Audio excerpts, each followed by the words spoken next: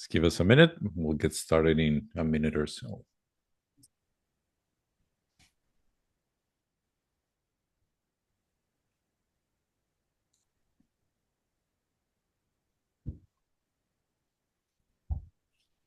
我有了会，我先转了。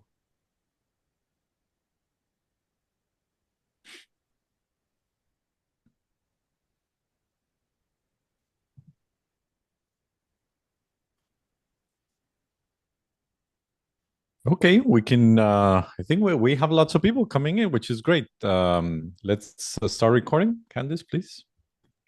Yep, should be all set. All right. Okay, fantastic. So, hello, everyone. Thank you so much for coming to this information session on our NSF energy storage engine in upstate New York. My name is Fernando Gomez Baquero. I'm the director of translation for this engine, and I'm part of the collaboration that we have with Binghamton, Syracuse, and RIT, where I'm based at Cornell University. Here with me is also our translation team. Candice, who you see here, and James Kirtland. Morning. We also have a team member, Clara, which I don't think she's gonna attend today, but so you know, we have 4 team members on this engine. Okay, so I'll start again. I know that some of you already are familiar with the engines program, but I will give you an overview of what it is and where it came from. The engine program, or NSF Regional Innovation Engines, is one of the largest investments in the nation's history in economic development projects associated to specific technologies all over the United States. The initial award, which started 2 years ago, awarded 10 coalitions in 10 different places in the United States, mostly in areas that needed economic development, with these awards called engines. And the engine is supposed to be a particular topic of interest that brings together people, institutions, companies, so basically academia, industry, and government together to build coalitions and to build systems that create economic growth out of a particular topic. Initially, NSF awarded 10 of these engines. Unfortunately, last year, one of those engines stopped. So nowadays, if you go to the NSF website, you will see 9 regional economic engines. Those were the inaugural awards. And you would see these awards all over the United States. Some of them are in semiconductors, in water, in energy. And here in upstate New York, we were awarded the NSF Energy Storage engine as a coalition of 4 universities. So this is a project that is going to receive $160 million for 10 years. We are working with Binghamton University, Cornell University, RIT, and Syracuse University together. We also have a coalition of about 40 industry and other academic and community partners that are part of this effort. And in addition to the money that we receive from NSF, we have 10% matching funds from ESD, or Empire State Development, to add to these efforts as well. So the quick facts is that we launched in February of 2024. So we're about to end our second year. Second year we end in February 2026, and we have been awarded a significant amount of capital so that we can stimulate and motivate the growth of the energy storage industry in New York State. In addition to these investments, we do leverage other investments that the federal government has done all over the state, particularly in upstate New York. We have other awards from the Department of Commerce, or EDA. One is called Build Back Better, and the other one is called Tech Hubs. Some of you might be familiar with some of these efforts that were happening before with also Department of Energy money, which was called NENI. So there's a coalition of a whole bunch of money that we're putting one on top of each other. All of that really focus on energy storage, on the energy storage industry. So what is our mission and our vision? Is batteries for America, by America, made in America, right? So what we want is to bring all of that activity that now we know that is happening overseas and really bring it back to the United States. And we do know that upstate New York is the right place to do it. So we want to transform upstate New York into America's battery tech capital. Why is it that we think that New York is a great place to do it? Well, we have done benchmarking, and we understand very well that there are other places in the United States, like California, like the Carolinas, like Texas, like Massachusetts, that have a lot of activity in the battery industry. And that's great. It's great for the whole nation that we have that. But we are very well placed in New York, and particularly in upstate New York, because we have great universities. We have national labs in New York. We have test beds. We have a lot of startups in this ecosystem. We do have companies that have raw materials. We have incubators. We have accelerators. We actually do get quite a good number of grants. So there is a good flourishing ecosystem in upstate New York, and that's what we want to do. We want to continue to motivate this ecosystem so that we can compete in the battery space, in the energy storage space, and we can take some of that industry back into America, particularly from China in Southeast Asia. So we know that to build all of that thing that we need to do, we need to build a whole ecosystem. It's not just about sending money here and there. This is not a project that is about doing RFPs with federal money. It is really about placing investments in very strategic areas. So we know that we start with our premier R&D institutions and educational institutions. We have very dynamic startups. I already see some of them here, right? So that's fantastic. We have great testbed and infrastructure, and we are planning to build more on that. And we have great educational partners. So we take all of that with all of the investments that we get from the federal government. And the idea is to start doing a much better link with the needs from the downstream industries. And this has been maybe the Achilles heel of what we have seen in New York, is that we have great startups, great ideas, great R&D, but it doesn't really connect all the time with these industries, which could be military, could be stationary storage, could be electric vehicles, could be the grid. So we want to make more of that connection happen. And that's exactly where we're putting a lot of effort, making that connection happen and making sure that whether it's materials or workforce or technology development or recycling, right, there's a lot of jobs that are basically bridging that connection. So in the early stage, in the connectivity, and then in the downstream industries, so that we can create a dynamic ecosystem for this. We have a great leadership. This program has been running for 2 years, and now is a very established leadership team. Mira is our CEO. She's based in Binghamton University. Mira used to be VP of Research in Binghamton University. Before that, she worked at Xerox Corporation. She has a lot of experience actually in this type of coalitions and this type of very large projects. Heidi is our COO. She has a lot of experience in battery industries as well as Corning. So she's managed very large teams.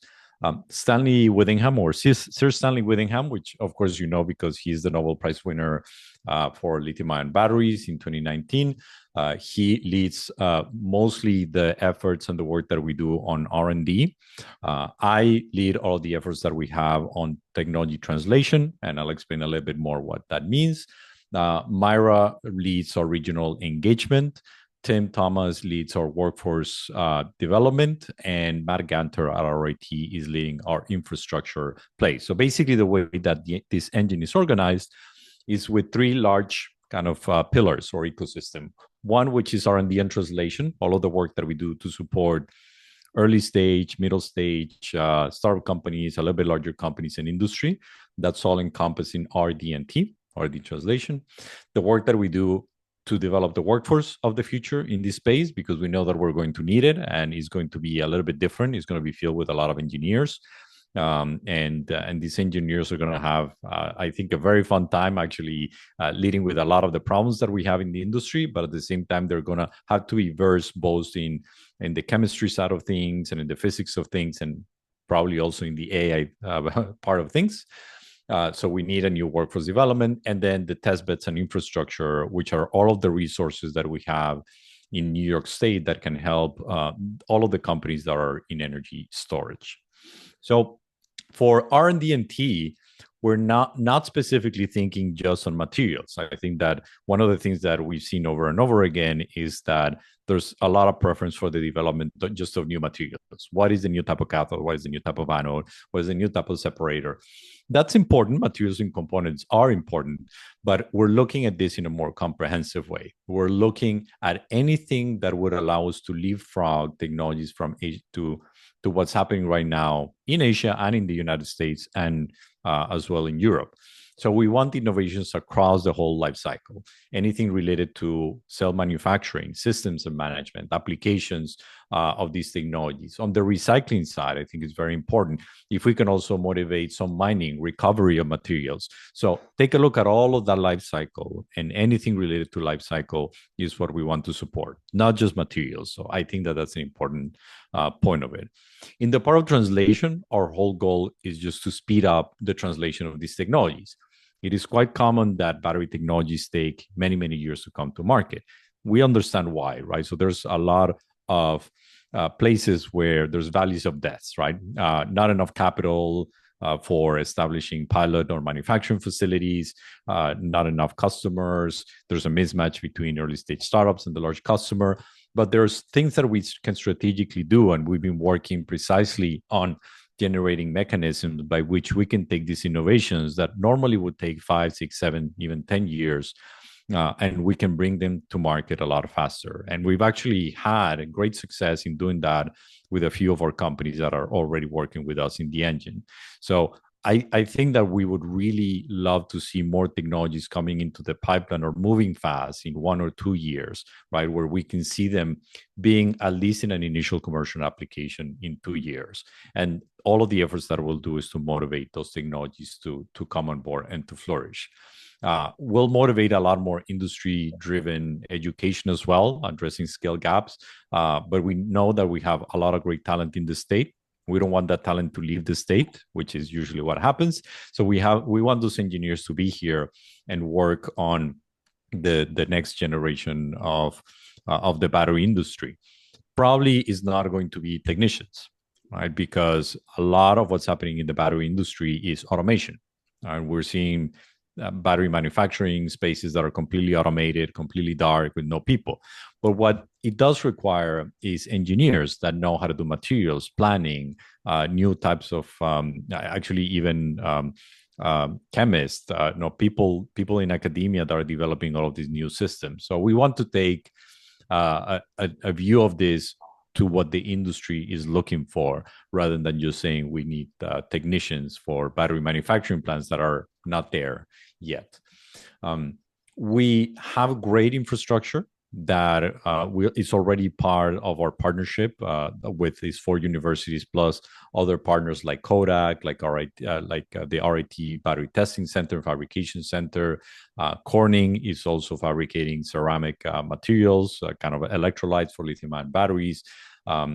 We are motivating more people to use all of the resources that you would have in Binghamton, for example, in dry rooms, or in Cornell in our cyclotron source, or in our battery center called Battery New York. So there's a lot of resources here in the state, and we will share with all of you this one-pager, actually it's two-pager, one back and forth, two-sided, which has all of the test beds and facilities that right now are available for any startup company that wants to work.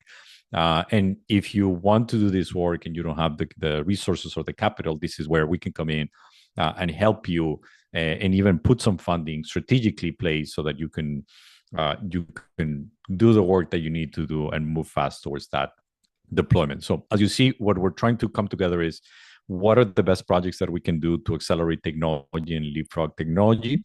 How can we create a workforce that is industry driven and is going to have jobs in this space?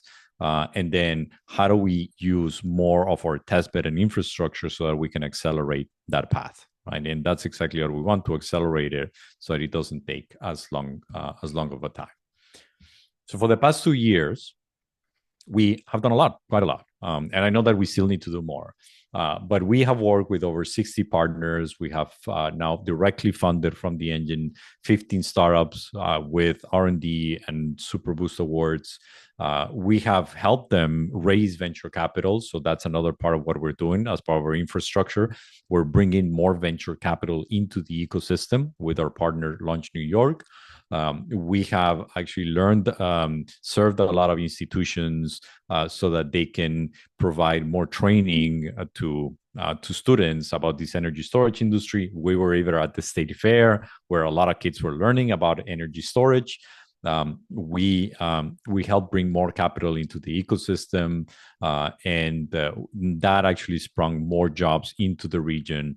And we are doing a lot of efforts to bring all of our community together, right? So over the past 2 years, we were kind of defining a strategy, but at the same time placing investments in things that we knew that were very important for the ecosystem to continue to grow and flourish.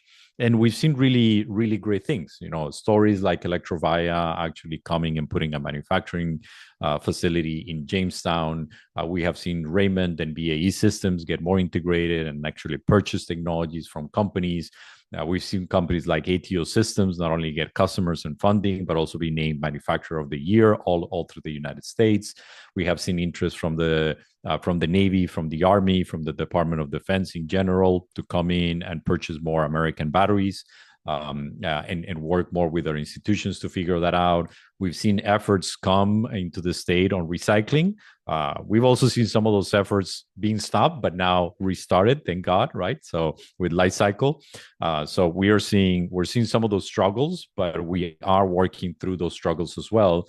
And we have even showcased a lot of our companies here so that they can get more investment, they can get more funding, and they can get more customers. So there's really been a lot of work that we've done over the past 2 years, trying to bring the industry, bring relevant players, helping startup companies, and start to build this ecosystem. Now, we're about to start our next phase, right? So we had the first phase of the engine, which was years 1 and 2.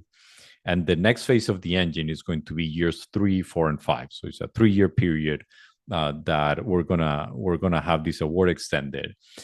And we wanted to do things a little bit different. So for the first 2 years, we were driven by supporting technologies, which was a very important component of understanding what was there in the ecosystem. We were favoring things on cell and process innovation. We were very focused on startups, connected with a lot of startups, helped a lot of startups. We were trying to understand what the industry needed and really come to the smaller teams. But we also recognize that there's a gap, right? So these smaller teams, startup companies, and even academic teams still are a long way to connect with the industry needs. So industry needs seem to be very far away. And there's a gap there of funding, of work, of linkages that we need to do. So for the next years, which are going to be years 3, 4, and 5, this is going to be 2026, 2027, and 2028. We are going to work more as a consumer-centric approach. What does that mean?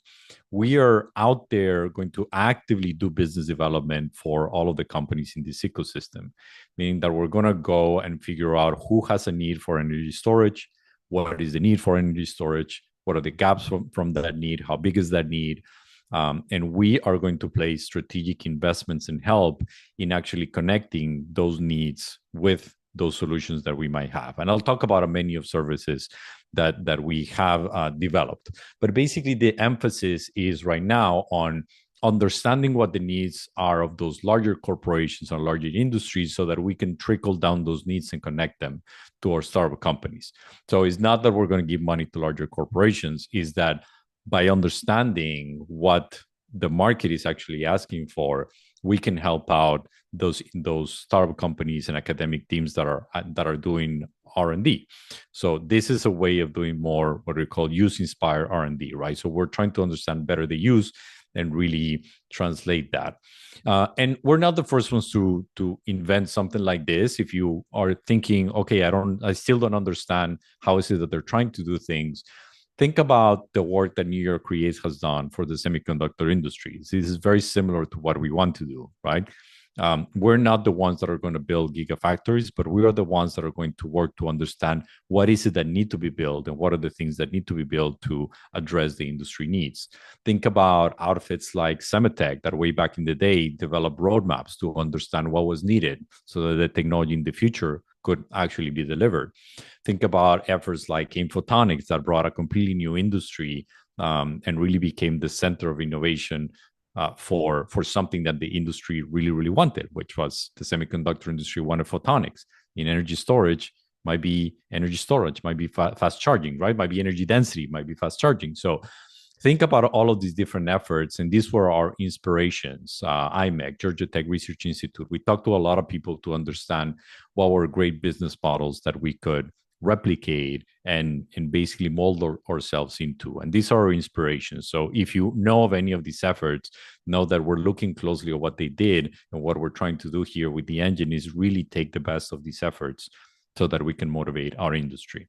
Now, what we understood from the beginning, not just with this, but with our planning and our mapping, is that the best thing that we have is you, all of the people that are here, right? People. Because you're the ones that are doing the research. You're the ones that are building the startups. You're the ones that are doing the technologies. You're the ones that are doing the translation. You're the ones that are addressing the customer. So that's what we're going to go and sell. We're going to say what New York has that is the best in the world is the people that are embedded in solving the problems that this industry has. And so we want to go and really help sell you, right? Sell your startups, but sell you in a way where we know what the industry needs so that we can connect very well with what you're doing. Because we don't want to be completely diluted, we did decide to have particular areas of focus where we would place more strategic investments, or at least we know that are very important, because in these areas we are solving industry needs. And the 4 areas that are going to be specific target for us are going to be safety, power and power engineering, batteries, sustainable manufacturing or better manufacturing, and AI. So what do I mean by those? Also in safety, we will support anything that will help us reduce this not in my backyard way of thinking, right? There's a lot of people that don't want the industry to come to the state because they feel that it's an unsafe industry, it's a dirty industry. So we can prove that that's wrong. There's many different things that we can bring here that are really focused on industry. We want to leverage our safety testing center at RIT, and we already have larger companies like BAE, Toyota, Raymond, Saft, and even the New York City Fire Department that have come to us and said, we have problems with safety, we need solutions with safety, help us actually connect to these people that are developing those solutions. So anything related to safety, we're going to put a lot of attention and a lot of resources into. Power is another thing that we've heard over and over again from companies like BAE or from potential customers like utility or the ISO, that batteries are very good at energy density, but delivering power is still an issue for a lot of energy storage systems. So we want to focus on anything that can either deliver more power. The backside of that is also fast charging. So it could be fast charging, delivering power fast, and anything that connects power systems to batteries as well. So more power, faster charging. How do we move not just energy in a consistent way, but we can address the power requirements and the power needs that we have. So this is going to be an area where we're, again, already hearing a lot of industries and a lot of companies asking us for solutions. The third one is sustainable manufacturing. And I know that, that might seem like a dirty word right now, sustainable, but the reality is that doing sustainable manufacturing means reducing manufacturing steps. So anything that is reducing the use of PFAS, reducing the use of binders, of any organic electrolytes, so doing dry processing, doing other types of manufacturing or processing, eliminating drying steps, if we can, eliminating calendaring, eliminating CapEx like solvent recovery system or very large drying units. Anything that can reduce those steps in manufacturing, this is what we want to see. Some of that might be actually just using different techniques for manufacturing, not your traditional coating, roll-to-roll, wet manufacturing. That's perfectly fine. We definitely want to take a look at those projects and see what is worth doing. Some of that might be just cutting time in some steps. A great example is cutting time in the formation cycle of cells. That might be done with software. So that is more sustainable, faster, better manufacturing. Anything that is better manufacturing, we want to motivate. And this, for example, is something that Kodak is very interested in supporting. Corning is also very interested in supporting. And then we have companies that are already doing this type of work, like ATOs and Princeton New Energy. And the final area of opportunity that we see here is AI. And this is still very broad, and we want to continue to have it very broad.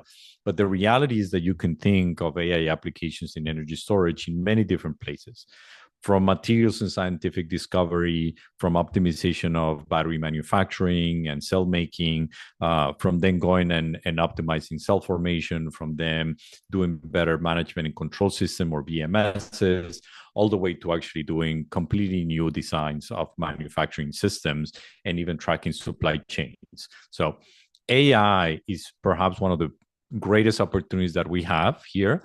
And we want to support a lot of the projects that we have in the state and that are coming from our educational institutions where AI is benefiting the energy storage industry. We are not the only ones doing this. China is doing it already, right? So we are a little bit late to the game there, but we know that we have a lot of people exploring this angle of using the latest AI models for energy storage in any type, way, or form. So again, 4 areas of opportunity so that you remember this.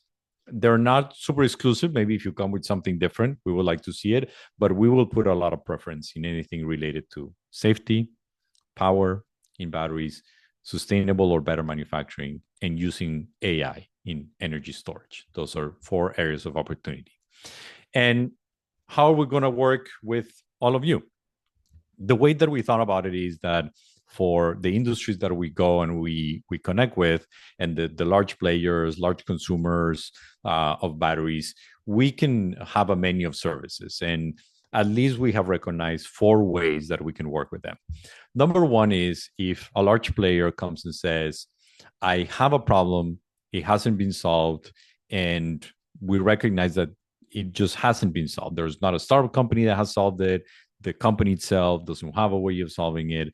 Then this is a great opportunity to sponsor R&D projects in our academic institutions. So we want to bring those challenges and those problems directly from the customer and those industries back to our academic institutions, and then fund and support what we call use-inspired R&D projects. So this is work that we will do with our universities.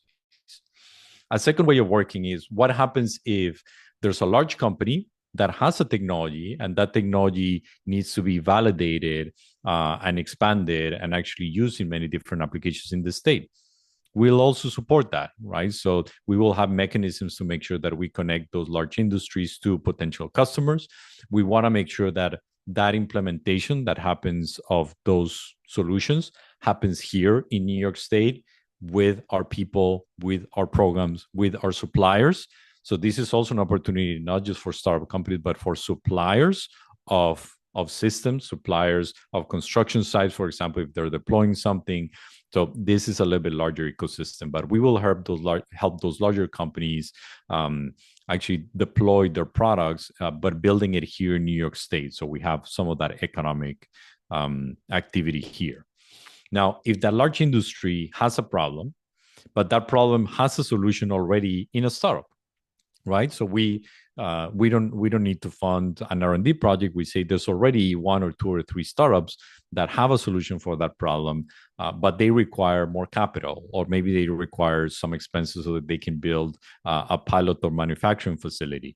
So those are places where here in the engine, we will put some effort and money so that we can deploy strategic funding so that we can make that happen, right? Help our startup companies. We're very successful with a program called Superboost, where we gave between $100,000 and $200,000 to early stage startups to put something in the hands of the customers. For the next 3 years, we're willing to go to $1 million in a program that we're going to call Mega Boost, where we can put $1 million so that a startup company can address the need of a larger industry partner or someone that is just buying commercial battery systems, right? So we want to give that signal. We're willing to support this so that it is known that we are behind this company. Yes, this company needs a little bit of help to build it. And in addition to our $1 million, we will also bring private funding and private capital so that can be done. We understand that these projects are usually CapEx intensive, so we have mechanisms to do that. And the fourth area that is an area of opportunity is in building consortiums. And in building these consortiums, it could be on safety, it could be on charging, it could be on other problems in the industry. But we can take a central role in making sure that we convene industry players with academics, with government agencies, so that we can come together and figure out particular topics that require work as a consortium. So we have a couple of projects already that have been proposed, and we'll continue to work on those. So the last thing that I'll tell you is we have already been working with about 15 companies that we brought in our ecosystem. One of the things that we do with every single company, and by company, I mean startup company and then academic project as well, right? So we come in and we map them. We say, where are they in a TRL map? Because we want to know where their technology is and what do they need to go from early TRLs, maybe 3, 4, and 5. What do they need to go all the way up to 7 and 8? We know that some of that is capital. We know that some of that is resources. We know that some of that is test beds. So our goal is to get your information. So my answer right now today is that you connect with us and our team so that we can map you on this. We can know where you are, and then we can help you make a plan so that you can move up the TRL levels. We're also going to apply advanced readiness levels. So we're going to do that mapping as well. But for now, knowing where you are in TRL and knowing what we can do to help you advance the TRL, that is going to be kind of our main focus and our purpose. So I'm glad that you're here. Thank you so much for attending. What we want is for Upstate New York to be America's battery capital, right? To have all of these great work doing here. One of the things that I love about this industry is that the demands continues to be big and strong. And we know that there's demand out there. And we also know that we have great people, great startups, great academic institutions. So it's all about making those connections right now and being closer to what the market is demanding. If you want to contact us, please send us an email to upstatenewyorkengine@binghamton.edu or visit us at the upstatenewyorkengine.org. We are revamping that website, so you will also find some interesting resources on our website, or you can also connect with us here. So with that, I'll open it for some questions, if anyone has any. You can type them on the chat, or happy to, if you just want to unmute and then ask a question.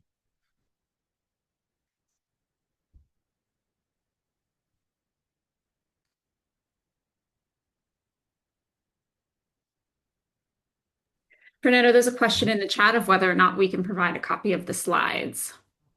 Oh, yeah. So I didn't see that. Yes, we can provide a copy of the slides. No problem. We'll post the slides and we'll also post the whole information session. So no problem there.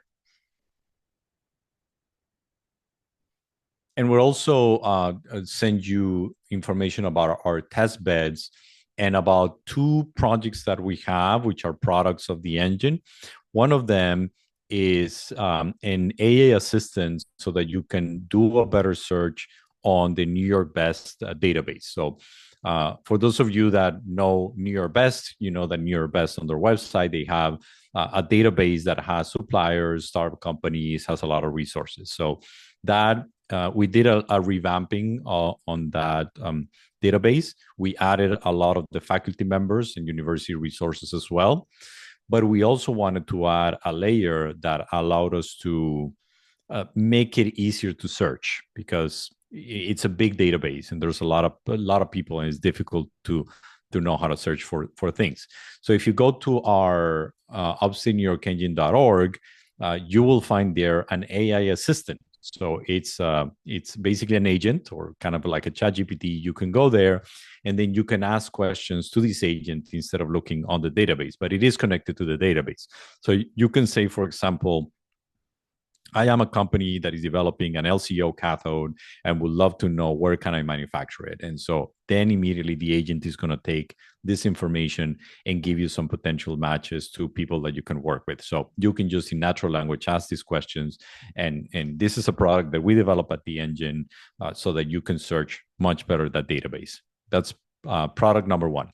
Product number 2 is a product that we developed with Miter Corporation that is a supply chain risk assessment analysis. So if you're an early stage startup company, you can go in and basically answer some questions and get an kind of a checklist of the things that you need to figure out to secure your supply chain.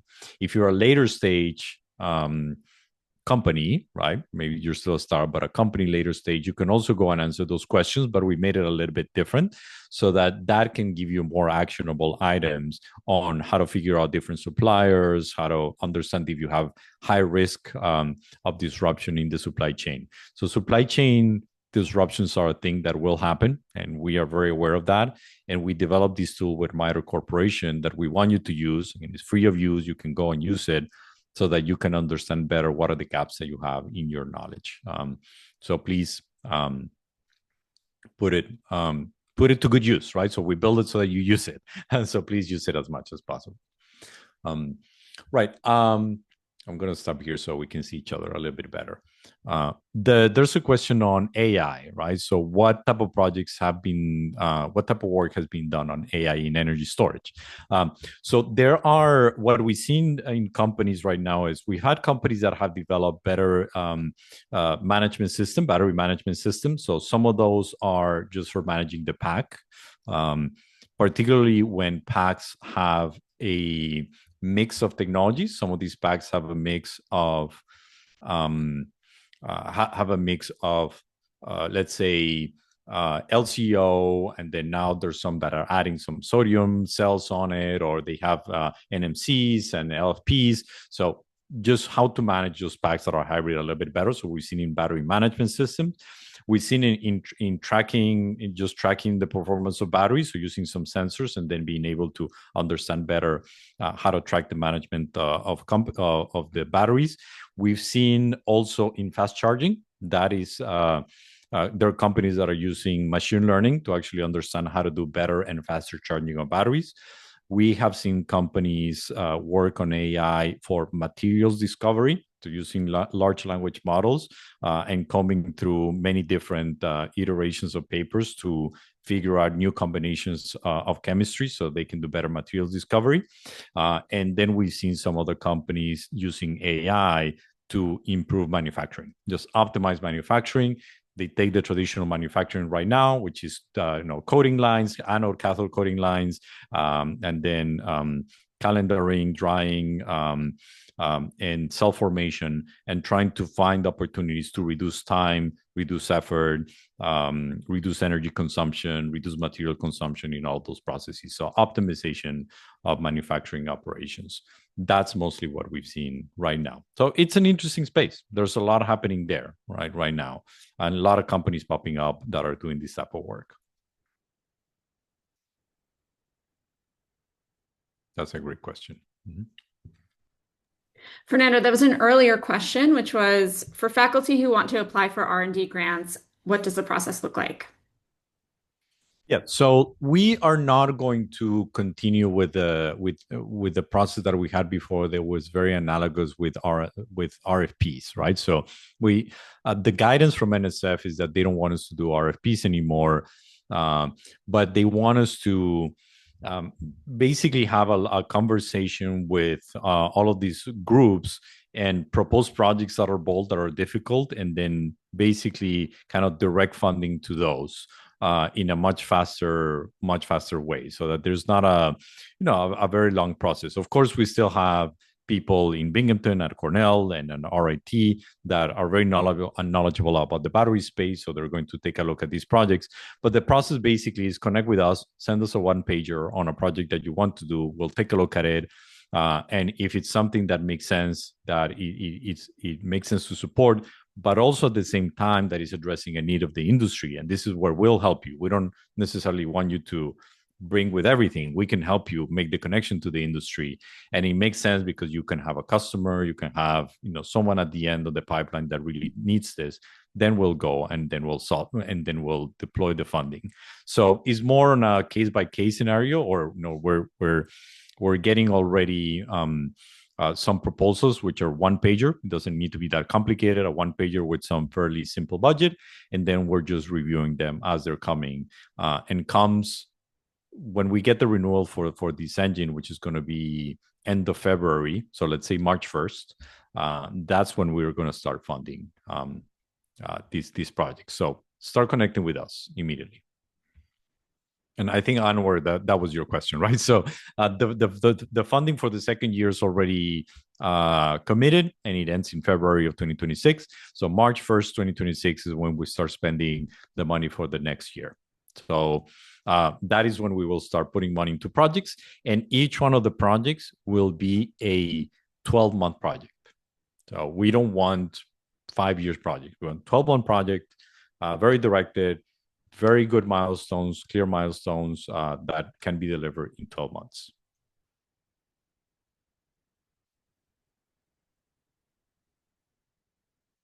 There's another question that was directed here is, will growth services like sales and marketing and finding customers also part of the program? Yes, actually as part of the engine. And this is a big change that is going to happen in years 3 to 5. We will hire, as part of the engine team, business development people. So we will have people whose sole purpose is to go out there and find customers, do a lot of marketing for what's happening here in the state, make connections with the industry, and really bring those opportunities to our institutions and to our startup companies. So yes, that is specifically part of the program. We have a budget specifically for the engine to hire these type of people. And we will put a lot more effort into doing that sales, marketing, and finding customers on behalf of the whole ecosystem.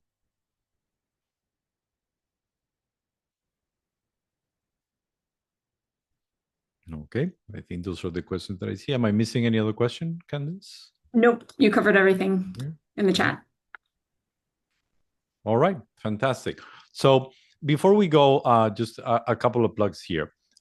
We will do some other information sessions that are very specific on the products that we have built at the engine. So I told you about 2 products: our supply chain risk assessment tool that we did in collaboration with MITRE, and our AI agent that is on top of the NearBest database.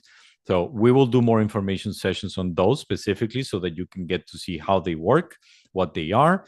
And as we deliver more products, we will do more information sessions on those. So be on the lookout for those information sessions. So if you see a message about an information session, you might say, well, I already attended one. No, this might be different because this ones might be specifically for those products. So please take a look at that. And the other thing that we're going to do before the end of the year, we are planning site visits where we will invite people to take a look at the infrastructure that we have in our universities. So there's one that we're planning right now at Cornell University, where we want to showcase centers like CHESS and CAM and CNF and BOCES, if it's of interest. So we want to showcase those centers to potential users and connect the industry with those centers. So be on the lookout for those invitations too. We'll probably do it as well with the Centers for Material Research at Binghamton University, and we're also going to do it for our Battery New York, right? Once it's a little bit more advanced. So be on the lookout for invitations that we give so that you can go and visit the centers, the testing beds, the infrastructure. We want to make sure that you understand what is available in the state. We understand that you make your own decision if you're a startup company on what you want to use, but we want you to be cognizant that the state has a lot of resources and test beds already that might speed up your development. So instead of going and doing cell fabrication in China and then maybe doing some of that testing in Vietnam and then bringing it back here, why don't you do it all here? That's basically what we want you to start thinking of. But we want to show you what's available so that you can see that we have top of the line, very, very well-established testing beds and testing centers that can help you out. So be on the lookout for those messages. Again, we'll invite you to more of these sessions, whether it's of products, whether it's of test bed and infrastructure, and you have our email. So please let us know. Just email us at I'll put it here again. Sorry, I'm gonna put the emails again because someone was asking about the emails. So please email us here at Upstate New York Engine at binghamton.edu. Right. If we'll also put here our emails. Candice and myself, our emails, just in case that you want to talk to us. That's perfectly fine as well. But please use that Upstate New York Engine at binghamton.edu. My email is Fernando at Cornell.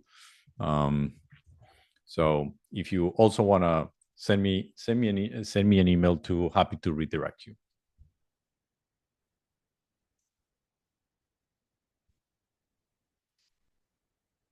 All right. Any final comments?